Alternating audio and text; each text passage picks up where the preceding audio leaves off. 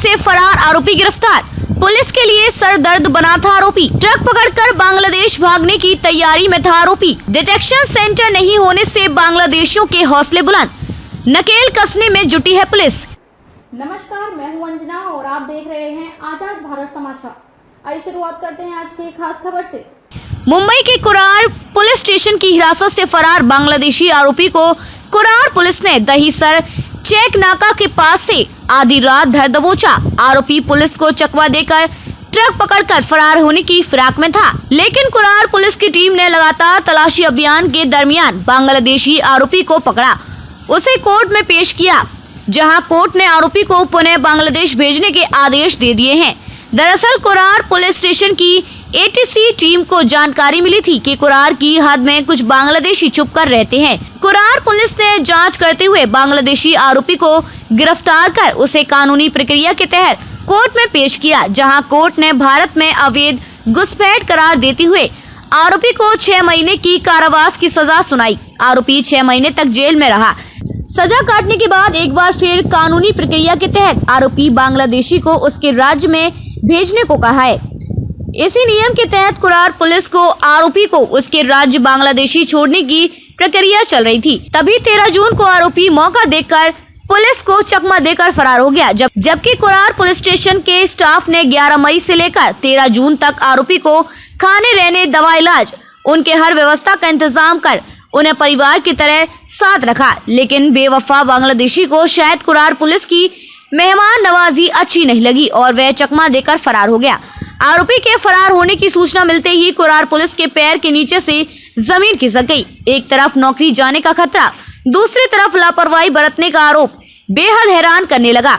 DCP Smita Patil के मार्गदर्शन में क्राइम पीआई मनोज चालके के नेतृत्व में एटीसी और डिटेक्शन की 3 टीमें बनाई गई। चारों तरफ टीम को रवाना किया गया। आपको बता दें कि राज्य सरकारें अगर अपने अपने राज्य में डिटेक्शन सेंटर बनाती तो शायद ऐसे अपराधियों को पुलिस हिरासत से फरार होने का मौका नहीं मिलता। कानून की लचर रवैये के चलते ऐसे अपराधी हिरासत से भागने की कोशिश करते हैं। अगर सरकार ऐसे अवैध घुसपैठ करने वाले अपराधियों को पकड़कर उन्हें पुनः उनके राज्य में छोड़ने की परंपरा में बदलाव की जरूरत है। बांग्लादेशी को डिपोर्ट करने की तय सीमा सुनिश्चित होनी चाहिए।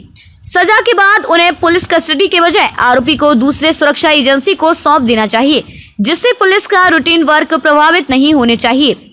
मुंबई से आजाद भारत समाचार के लिए नीरज सिंह की रिपोर्ट।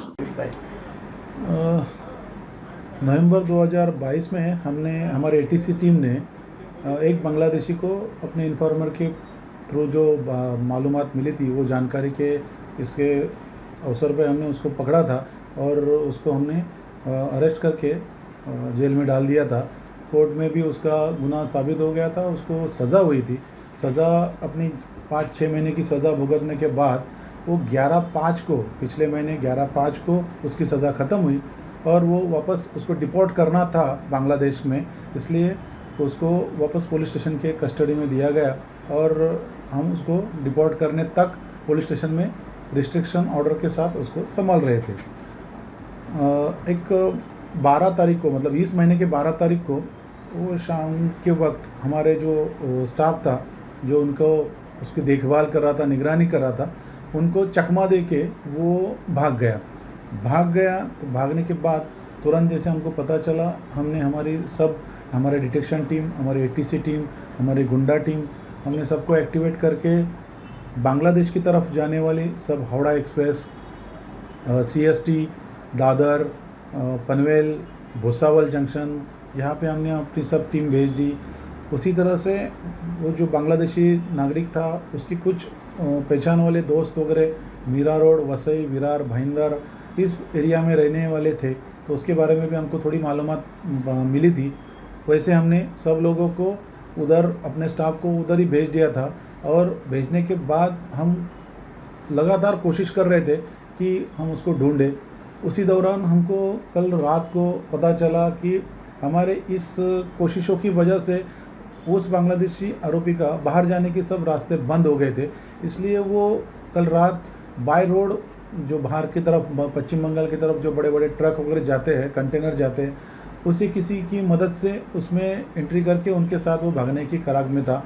वो बात में वो इन्फॉर्मेशन हमको मिलने के बाद हमने दहीसर चेक नाका के आसपास हमने अपने पूरे स्टाफ की फील्डिंग लगाई। उसी दौरान सुबह के 3 बजे के करीब वो हमको एक ट्रक की आड़ में छुपा हुआ मिला। तभी हमने उसको तुरंत ताबे में ले लिया और जब वो हमारे पुलिस स्टेशन से भागा था तभी हमने उसके खिलाफ़ और एक गुनाह रजिस्टर किया था उसी दिन, मतलब 12 तारीख को। तो वो केस में हमने उसको कल रात को अरेस्ट करके आज सुबह हमने कोर्ट के सामने खड़ा किया और अभी उसकी पेशी कर दी है। सर, उसके इस तरह से भागने का मकसद क्या? क्योंकि आप लोगों ने काफ़ी 1 महीने से लगभग उसको संभाला, फिर अचानक इस तरह से भागने का मकसद क्या था उसका? उसके भागने का मकसद, जब हमने उसको ये भी चीज़ हमने इन्वेस्टिगेशन में उससे पूछताछ की तो उसके पास से हमको ये पता चला कि उसको बांग्लादेश वापस नहीं जाना था। उसकी फैमिली का जो खर्चा वो कर रहा था, उनको जो पैसा भेज रहा था, वो पालन पोषण करने के लिए वो यहाँ पे कुछ छोटा मोटा काम कर रहा था। वो काम को वो छोड़ना नहीं चाहता था। उसी तरह से कुछ पैसा का आमदनी करके अपने घर को चलाने की कोशिश में था, लेकिन उसको बांग्लादेश जाने में कोई इंटरेस्ट नहीं था। वो ज़्यादा से ज़्यादा इंडिया में किधर काम मिले वो काम करने की वो कोशिश में था। खबरों में अब तक के लिए बस इतना ही। फिर होगी आपसे मुलाकात ऐसी एक खास खबर के साथ। तब तक के लिए नमस्कार और देखते रहिए आजाद भारत समाचार।